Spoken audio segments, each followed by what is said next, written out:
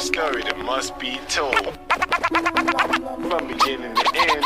Now, here's a little story I got to tell. Here is a story about music.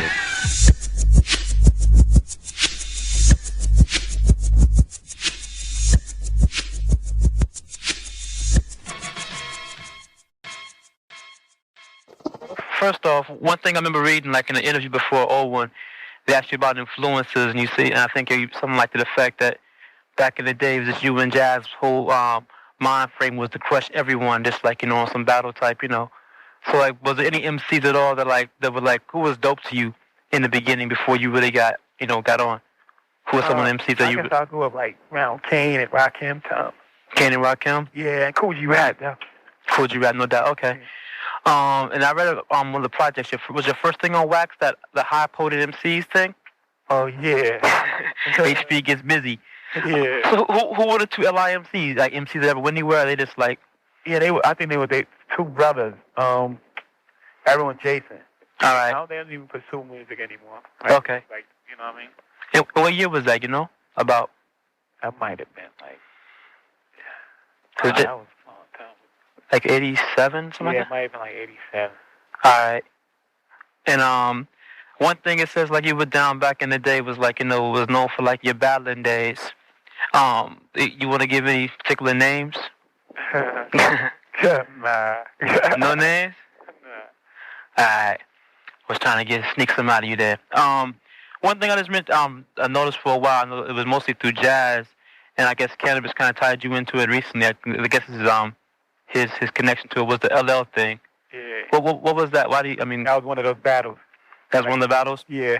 Was one ever like actually a personal in-person battle? Yeah, it was me and him. We was both on the street. Oh, word? I had it on tape too. That was the ill thing. Oh. I lost it. Like I had a videotape of the whole thing. It was terrible. Word? Yeah.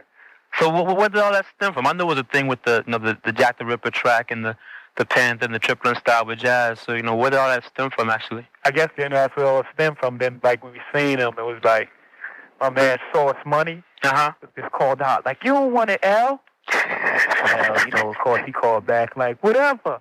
You know what I mean? Right. And it was just like we went down there and we just got it on. Right. So I guess we know what happened. Some of them MCs that like I mentioned, like was the big thing I guess back then when y'all was coming up was everyone was trying to claim the Triplin style. Right. And who was the main one? Right. One MC I'm not sure. It sounded like he was like coming at jazz on a track. And maybe you was a kid named Bryce Love. You familiar with him? Bryce Love, I never heard. He was down on Mantronics. MC the second MC for Mantronics. No.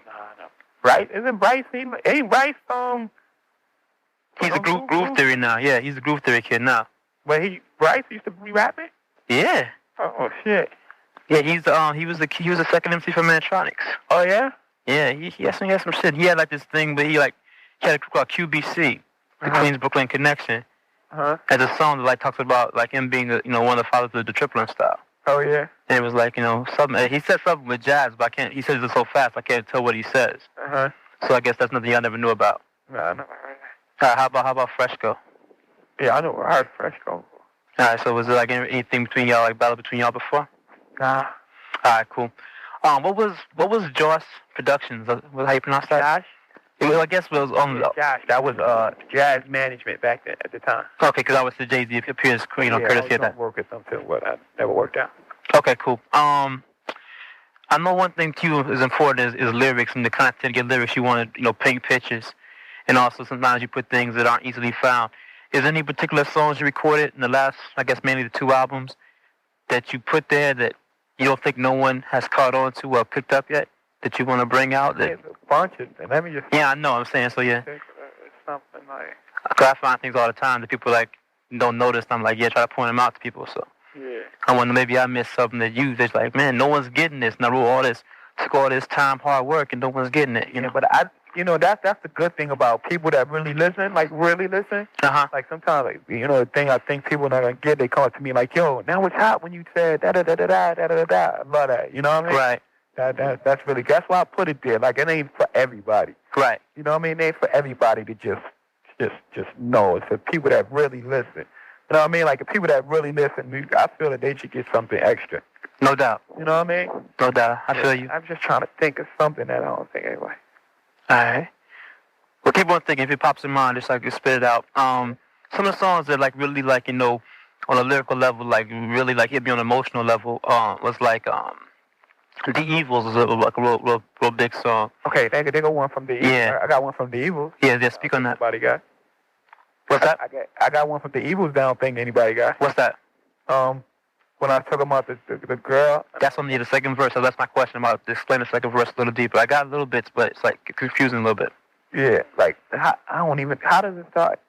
I know I said I kept feeding her dollars until her shit started to make sense. Yeah. You know what I mean? Like, if you eat something, like, in a literal form, like, if you eat something, your body breaks it down and discards what it doesn't need. So if you eat a dollar, you know, your shit, you know what I mean? Yeah, oh, that's kind of, I never thought of it like that. Okay. Yeah, but then I said, and at the same time, I kept feeding the dollar to the shit she was saying started to make sense. Right. You know what I mean? So it's like a double thing, right? Right, no doubt. Okay, yeah. Actually, like, the second verse, like, it's like, it makes, like, it's real clear to you. Building, oh, yeah, we used to fight. I think people got that one. Yeah, fight for buildings. Building blocks. Now we fight for blocks with buildings that make a killing. Yeah, that verse is just, the whole verse is just, man. Real product, the money grew and soon grew black-hearted. Thinking back when we first learned to use rubbers, that was hot too. Like, when we first learned to use rubbers, he never learned. Yep, someone turned. He wouldn't have a kid for me to kidnap. You know what I mean? Right. And I guess all of it, like, was, like, clear to me, but the last line, I never quite understood what you meant. What was the last line? I take away your misery and make it mine. Okay, they say if you was to kill someone, yeah, like, all of their misery and all of their things, it comes onto you. That's what I thought. That's what I thought you meant. Yeah, because you said don't cry, it is to be in due time. Okay, that's kind of what I figured. But I wanted to make sure I wasn't missing something in between the lines there. On the new album, You Must Love Me. That's like a real, like, this deep song. I know it's got like a real personal song to you. Anything particularly you want to speak about that? I mean, it's just like, it's just the thing that you go through. Like, when you're young, you do things that, you know, you look back on now, like, damn, I can't believe I did that. You know what I mean? Yeah. So that's like a real true story. Like, I had to get permission from my family members to do that song. Like, it was a me. Hello?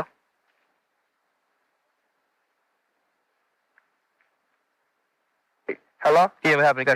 I hit the voicemail by mistake. Okay, cool. You said my father had a meeting with the family to do what now? Yeah, but in order to do that song, you know what I mean? Right. Like, I had to get together and speak to the people, you know what I mean? Right. You know, actually, I feel bad. Actually, I slept on that song for a long time. Just couldn't come the title. I thought it was like maybe like a love song, a girl song. So I didn't really even get to it. Yeah. I just heard it like 3 days ago. Hey, word. So I was like, oh, no. There's a lot of people that didn't hear that one. Maybe after the movie, they'll pick it up. No, I'm definitely, that's how I'm in the show. While I do the show, and that's the last song I play for the night. I'm gonna close on that for definitely. Yeah. City Is Mine. I guess I'd always view that as like your like kind of your dedication to Big. Right. Do you want to speak on the you know? I really want to do a song like about Big. You know what I mean? I really wanted to do it, but I didn't want to do a whole song. Cause I didn't want to be taken the wrong way. Right. You know what I mean? So I just really wanted to, you know, touch on it in that verse right there. Okay, that's how it kicks off right there. Right. And with y'all group project y'all had to commission, did y'all ever record anything, or just like it was just a plan? We was just like in the beginning stages. Like he actually gave me that name, Iceberg Slim. Okay. You know what I mean? All right. And it was just like we just was like getting names, and then we just had a name, Charlie Baltimore. You know what I mean? Right. Like, yeah. We had plans for it to be Charlie, you know, Tiffany. You know what I mean? Right. But I didn't even know. Like, I met Tiffany through him, but I didn't know that she was Charlie Baltimore. You understand what I'm saying? Okay, definitely. So such in the beginning stages, we just talked about like, man, we do something together. It's gonna be yeah. So after doing Brooklyn's Finest and I Love the Dough, we just like, you know what I mean, chemistry is getting better and better. Okay. So y'all went to high school together, right? Yeah. That's what y'all just did. That cool in high school. Right. Like, you know, like what's up? Okay. But then we just like after Brooklyn's Finest, we just really started kicking. Okay, that's cool. I sing in there. Like, you're part of that Master P soundtrack too. Yeah. What do you do on there? I did a song on there. It's like a solo song. You know, it's me, Bleak. I got on the label, Memphis Bleak. Yeah, he's dope. Source Money. What's the song called? I see the soundtrack what the game made me. Okay. Because it sounds like this had like it's a song titles, but none of the artists on the actual cover of the soundtrack. Right. So I always see I see Jay-Z somewhere on there, but I don't know where yet. Okay. Right. Might as well check it out then. What was the problem with Priority? You know, I know you went from Payday to Priority, now Def Jam. Right. Priority was like our lawyers had made a big mistake. Like when we'd be playing for Freeze. If you look on the first album, it has Rockefeller Freeze Priority. Right. And after because the guy from Freeze, he actually introduced us to Priority. Right. So when it came time after the year was up, after Reasonable Doubt had dropped, and it was time to renegotiate, I was like, well, we don't need Freeze anymore. We already met you. Why would we be paying them any money? You know what I mean? Like how you going? I'll pay you a fee because you definitely hooked the deal up, but I ain't gonna pay you my whole life. Right. You know what I'm saying? And then they was like trying to push it, like really push it, like for us to go through Freeze, and I was like, why? And then we started looking into our papers, and our lawyer had made a mistake. Like we would have to pay for Freeze billing. Like if Freeze lose $1 million and Rockefeller make $8 million, you know what I mean? Or whatever we make, right. we would have to pay for his. Like even groups that we don't know nothing about have anything to do with. You know what I'm saying? And it was like, wow, either work with this or get up. And it was kind of personal because we could have signed back to Priority after we discovered it was like, it's business. What are you getting all mad for? Right. You know what I'm saying? Right. But it was like personal. I kind of wish we would have stuck over. I know you made a statement before about, the first album being your last album, and then, what's your plan now? Do you still want to make albums? Yeah. Okay. It was like when the first album, I was just like, all I really wanted to do was let people hear me. Right. You know what I'm saying? Like that was the real plan of the first album. Like I just wanted people to hear me. Then I want to take care of my business. I want to rap and for it to be a business. You know what I mean? Right. Like I wanted just for people to understand that. You know what I mean? I had something. If you like it, cool. You know, just to hear me, because like I was thinking like, damn man, I'm a lot better than a lot of people. You know? Right. And then when you don't have a deal or you don't have records out, people they don't believe that. They're like, yeah, whatever. Right. You know what I mean? It's something about that wax to make them believe. True. And I just really wanted people to hear me, and I want to move on. Right. And then, that was how I felt at the time. But then I had to do that. After I moved from Priority, the only thing I had, or we had, Rockefeller, was Jay-Z. So I had to sign like a 2-album deal. Okay, so yeah. 2 albums. After this second, volume, we'll see about what you're going to do next. Yeah, I think it's real ill, as far as your artist, that you bridged, find a way to bridge the gap between an excellent lyricist and also someone who can make, I guess, a commercial record people can, actually enjoy on different levels. So, but do you feel you get your respect as a lyricist from other lyricists? Definitely. I feel definitely from them, Right. Like I know that they know. Like I'll say I'm a rapper's rapper. Right. Like all rap, every person that rap gotta respect what I say. Okay. Because it's thought provoking, and it's just very. They have to respect that. Well, actually, because I guess I've been listening to you since you first were just talking on Jazz Records. Right. So I've been waiting for a long time for you to get to this level. So it's definitely a long time coming. Right. Now, we were just thinking like my crew was just sitting around talking like we were trying to figure out for this show like as Jay-Z who's really a comparable MC all around to what you do. Mm-hmm. And really it means like only one person came to mind that I can put in that same level, like in a Jay-Z level. Like someone that has like the delivery, the lyrics. And that's my next question is would you ever be interested in doing like underground project with just on a lyrical level with different MCs? Yeah, definitely. Like I think like illest project would be like you and Pharoah Monch from Organize.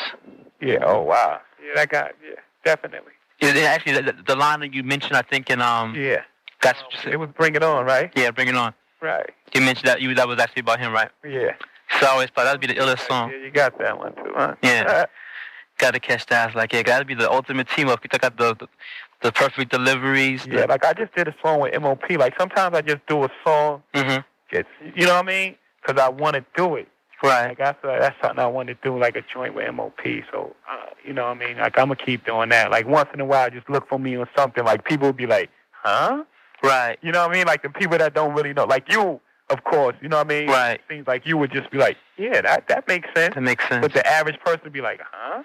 Right. I like to see you and Pharoah, and also you and G-Rap would be nice to do. Yeah. I just hope that G-Rap about it. Oh, word? Yeah. Okay, so that's something possibly in the works there. Yeah. All right. With the new the movie and everything, what was the what made you go that step with the movie and the soundtrack? Why did that come about? It was like with this album, the last album, it was like a lot of things that like a lot of street people understood, but not everybody understood. Like Lucky Me, you look at that song like that and be like, you know, that's music soft and it's very commercial. Like this is what I heard said, like, you know, in interviews and things. You know, I read articles. And I'm like, wow, you don't really understand that song? Right. You know what I mean? So, like, I was like, damn, they must don't understand anything. Like, they can't understand You Must Love Me. You understand? Right. So I had to really bring that out visually. And I couldn't do it through the video outlets because they're so sensitive about what they play, the censorship. And, you know, they got to do a job. They got people to report to, and they can't do it like that. So I figured I'd do it myself. Okay. So, yeah, and plus it's kind of a natural progression because you're known as a cinematic rapper. You know, you paint the picture as a movie already. So to actually do it was only like the next possible level to go to anyway. Right. Actually, you mentioned that about the beats before, and I guess it probably throws off a lot of people. That, you know, there's some tracks that you do that people, you know, anyone, like even the most underground hip hop person can get into, but then there's other ones that they don't. Is there any way what do you feel about that? You know, about as far as the music you use for your albums, the tracks. It's like I'm really just trying to bring, like, within the context and staying true to myself. I'm really just trying to bring everybody together. Okay. Not like together as this thing, we are the world, or nothing like that. Right. You know what I mean? Like, but everybody together, listening to one track, and maybe, you know what I mean? Like, get together and just, you know, learn each other. Like, what makes this person do what he does? That's all I really want. I want people in mainstream America to really understand. Like, people in the ghetto don't hustle because they want to hustle. You know? Right. They don't do the things they do because they want it. They want it. They feel they forced in these situations. Right. You understand? And if I could like bring that and let them understand that through music, and that's the beautiful thing. No doubt. You know what I'm saying? Well, I guess the one thing that, you know, that, I mean, I can feel it from both levels, but the one thing I think that would like make it easier for like even like everyone else, like, you know, the balance. I know your singles. Do you ever put acapellas? Acapella? Nah. Any particular reason why? I don't know. I never did that though. For real? I really should. I mean, that would be like the one tool I think that would really make the difference. Yeah, I'm gonna thank you on the back of the album because I'm gonna put because I was gonna put the lyrics in this album. Yeah. I ain't gonna do that because it kind of ruins it for the people like yourself. Right. And Yeah. people who really listen to it because it kind of gives it up. Yeah, see, I won't read them until I find out. I won't read them until I listen, though. I will double check, you know. Yeah, so I was going to really put the lyrics, and I'm going to make an acapella, and I'm going to thank you on the back of that for that one. Oh, thanks, yeah, because I like it's like certain songs, like The City Is Mine. I mean, it's the lyrics that is so ill, but I mean, musically it's not my particular flavor. But that was acapella. I could remix that. Right. I could have my producers make that a underground. You know, that anyone could just like run with it and do something with it. Right. So I mean, that'd make a difference, I think. So. Right. How about what's up with Sauce Money? You got some stuff coming up? Yeah, he's working on his album right now. Is he just right through Rockefeller? Yeah, no, it's Rockefeller Geffen. Yeah, that's what I thought. Okay. Yeah. Yeah, that kid's crazy nice. Yeah. How about Jaz? Yeah, like in the later days, like after the first was me and Jaz, like me, him, and Jaz used to be in this little room all the time, just rapping together. Okay. Like a little hot room, like a little room, like a little small room, just in there with the little equipment, playing beats and just rapping.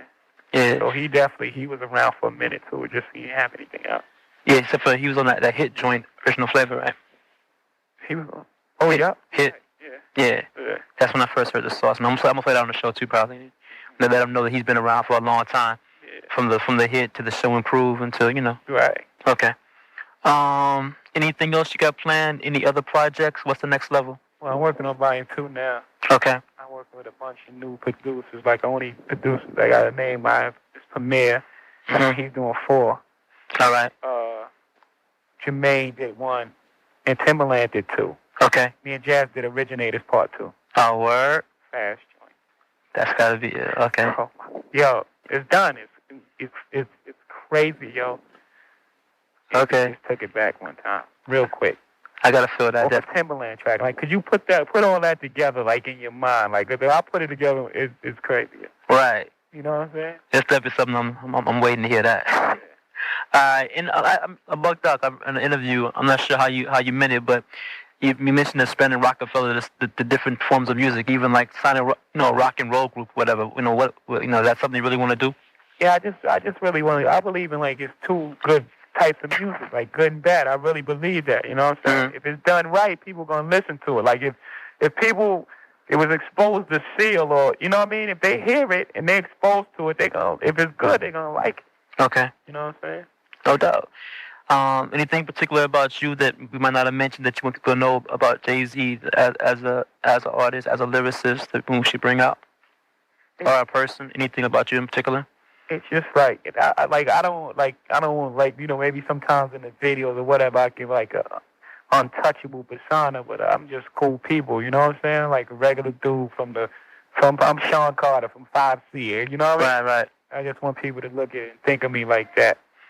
No doubt. Okay, definitely. That's a smooth. Yeah, that's what I always tell people, because it's actually my third time interviewing you. Because I remember back, I think all you had out before was In My Lifetime, and I did a show on Jaz, his career, and you called in, did a phone interview with me on the show. So this is actually I did the Jaz with Jay-Z. Now this is the Jay-Z with Jaz show. All right. So we're gonna flip it because it's just the evolution, the circle is still going. That's right. And Jaz gonna come back out with his stuff, and he's gonna hit people, again. So that's right. So definitely want to keep y'all names out there, because y'all been in it for a long time. People that really know jazz and really know how ill jazz is, to look out for the originators too with me and him. No doubt, yeah, 'cause I know, man, I trace a lot of styles I heard, like, later back to Jaz. Yeah. Like, even, like, I was listening back to, like, from the DOS Effect stuff. Definitely. Diggity Doped Up, all that. All the diggities I heard first from Jaz. All that. So, the originators live on forever, you know what I'm saying? All right, man. No doubt. So I'm going to do that show, and I'll get your album, another copy of this, how the show turned out to the label. All right, man. Look for that. Thank you, man. No doubt, man. Good looking out. All right, man. Amen. Peace.